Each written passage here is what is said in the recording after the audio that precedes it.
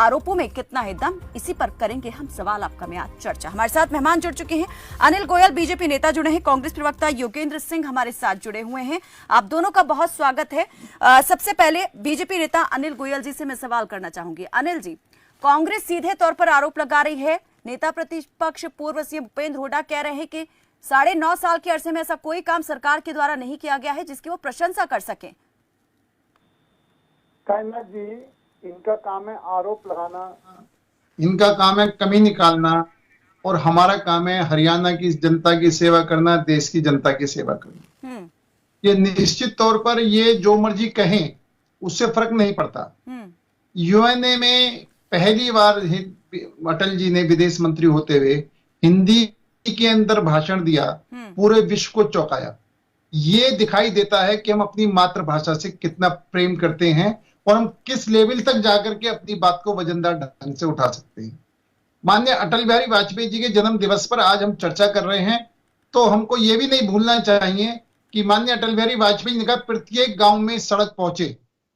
और एक बात आपने देखा होगा कि निश्चित तौर पर जिस देश की सड़कें अच्छी होती है वो देश विकास की गति पकड़ता है, तेजी से विकास करता है और विकसित देश बनता है। इसका उदाहरण अमेरिका आपके सामने है। तो आज उसी पॉलिसी की नीति को आगे चलते हुए हमारे गडकरी जी ने पूरे हिंदुस्तान में सड़कों का जाल बिछा रहे हैं। आज माननीय अटल बिहारी वाजपेयी ने कहा अंतिम व्यक्ति तक सरकार की पहुंच होनी चाहिए, अंतिम व्यक्ति तक सरकार खड़ी होनी चाहिए, और आज वो काम हम करके दिखा रहे हैं। माननीय अटल बिहारी वाजपेयी जी ने कहा था कि जब हम सत्ता में आएंगे तो 370 हटाएंगे, हमने हटा के दिखाया। उन्होंने कहा था हम सत्ता में आएंगे राम मंदिर बनाएंगे, हमने बना करके दिखाया। उन्होंने कहा कि हम सत्ता में आएंगे तो 3 तलाक हटाएंगे, हमने 3 तलाक को खत्म करा। समान आचार संहिता पर हम काम हमारा जारी है। आप ये देखें कि हमने जो जो बात कही है, माननीय अटल बिहारी वाजपेयी की जो जो सपने थे, उन सपनों को साकार करने के लिए चाहे हरियाणा सरकार है, चाहे केंद्र सरकार है, या हिंदुस्तान की बाकी सरकारें हैं, पूरी तरीके से उन सपनों को साकार करने में लगी हुई है। प्रदेश की मनोहर सरकार के द्वारा जो ऑनलाइन सिस्टम यहाँ पर शुरू किया गया, व्यवस्था शुरू हुई, साथ ही परिवार पहचान पत्र जिसे सरकार एक बड़ी उपलब्धि यहाँ पर बताती है कि तमाम सरकारी योजनाओं का लाभ जो है बासानी हर एक परिवार तक, अंत्योदय परिवारों तक पहुंच रहा है। लेकिन आज उसी को लेकर सवाल उठाए हैं भूपेंद्र हुड्डा ने। वो कहते हैं कि यहाँ पर परिवार पहचान पत्र जो है बुढ़ापा पेंशन और राशन काटने का एक माध्यम बन गया है। सरकार ने इसे एक हथियार के रूप में इस्तेमाल किया है, और ये जो HR हरियाणा रोजगार कौशल निगम है, इसके माध्यम से जो है युवाओं के भविष्य से सरकार खिलवाड़ कर रही है। कच्ची नौकरी दे रही है, पक्की का तो कुछ अता पता ही नहीं है। मैंने कहा ना कि इनका काम सिर्फ कमी निकालना है। हम हर काम को पारदर्शिता के साथ करना चाहते हैं, और हर काम को जो डुप्लीकेसी है, जो गलत लोगों पर सामान जाता था, जो एक आदमी 2-2, 3-3, 4-4 कार्ड बना लेते थे, आज हम उसकी छटनी करके जो वाकई में जो जरूरतमंद है उस पर पहुंचे, माफियाओं से ये बचे। हम माफिया राज हटाने में काम कर रहे हैं। जो माफिया लोगों का कब्जा था, आज उन माफिया लोगों का कब्जा कम हो रहा है। ये जो हमारे विपक्ष है, माने हुड्डा जी कहते, माननीय हुड्डा जी को ये बात याद रखनी चाहिए कि राजीव गांधी ने ये कहा था कि हम 1 रुपया भेजते हैं और 15 पैसे नीचे पहुंचते हैं, और आज हम कह रहे हैं 1 रुपया भेजते हैं, 1 का 1 रुपया नीचे पहुंचता है। तो हम बीच में जो माफियागिरी थी उसको खत्म करके और नीचे जनता तक पूरा लाभ पहुंचे, इसके लिए काम कर रहे हैं। और इनका काम है कमी निकालना। अगर ये कमी नहीं निकालेंगे तो इनको विपक्ष कौन कहेगा?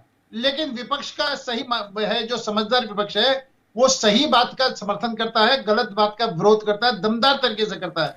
लेकिन कांग्रेस ने क्या कर रखा है कि सीधा विरोध पर उतारू है, चाहे ठीक बात हो चाहे गलत बात हो, हर बात का विरोध करना इस पर उतारू है, लेकिन अपने गिरबान में नहीं झांक रही। सनातन धर्म को गाली देने के वालों के साथ गठबंधन कर रही है। भ्रष्टाचार का जो इन पर भ्रष्टाचार का आरोप लगाते थे उनके साथ ये गठबंधन कर रही है। चलिए ठीक है अनिल जी, कई सवाल यहाँ पर आरोप भी लगाए हैं, जवाब दीजिए। कायनात जी, सबसे पहली बात तो इन्होंने अटल जी के विषय में कहा कि अटल जी ने 1 वोट से अपनी सरकार गंवाई, लेकिन ये कितना गिर गए थे कि एक स्टेट के मुख्यमंत्री ने आकर के गलत तरीके से वोटिंग की कांग्रेस ने अटल जी ने जिस सरकार को गंवाई। अटल जी ने एक लोकतंत्र कैसे स्थापित होता है, उन्होंने कहा सरकारें आती रहेंगी जाती रहेंगी, जीत होती रहेगी हार होती रहेगी, लेकिन लोकतंत्र बचना चाहिए। हम उस पार्टी के कार्यकर्ता हैं जिस पार्टी की इतनी गहरी सोच थी और जिस पार्टी ने आपने अनैतिक तौर पर एक वोट डाल करके सरकार को गिराया, हमने सरकार को गिराना स्वीकार कर लिया। और जहां तक ये सरकार गिराने की बात कहते हैं तो 92 के अंदर उत्तर प्रदेश के अंदर जब स्वयंसेवकों ने वहां पर बाबरी मस्जिद को उठाया था तो उसके बाद में आपने 6 स्टेटों की सरकारों को गिराया था। अगर आप यूपी से कोई शिकायत यूपी की बात करते, 5 स्टेटों को आपने धराशायी कर दिया। तो आप जब मर्जी सरकार को बदल देना, जब मर्जी सरकार को गिरा देना, जब मर्जी चीजों बर्खास्त कर देना, ये आपकी अपनी आदत रही है।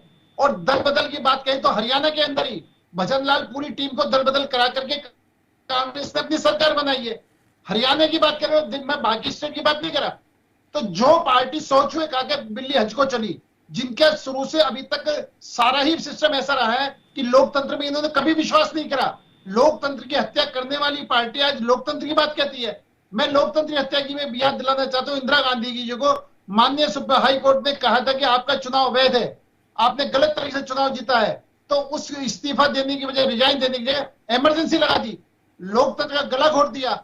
ये लोग इस बात के लिए बीजेपी पर आरोप लगाते हैं जिन्होंने अभी तक लोकतंत्र की हत्या करी है। और एक बात और है, जब इंदिरा गांधी जी की मौत हुई थी तो राजीव गांधी कहते हैं बड़ा पेड़ गिरेगा तो कुछ ना कुछ होगा। सिखों के कत्लेआम कराते हैं लोगों के। आप इस बात के लिए कांग्रेस देश से माफी मांगने के लिए तैयार नहीं है। आज ये बात कहते हैं, आप भूपेंद्र हुड्डा जी ये बात कहें कि जिसने सदानंद धर्म को गाली दी है वो आपके गठबंधन में शामिल है, आप उसका समर्थन कर रहे हैं, विरोध कर रहे हैं, आप उसको उसके गठबंधन से बाहर क्यों नहीं कर रहे हैं? जो सनातन धर्म को बीमारी बताते हैं, इनके कथनी और करने में अंतर है।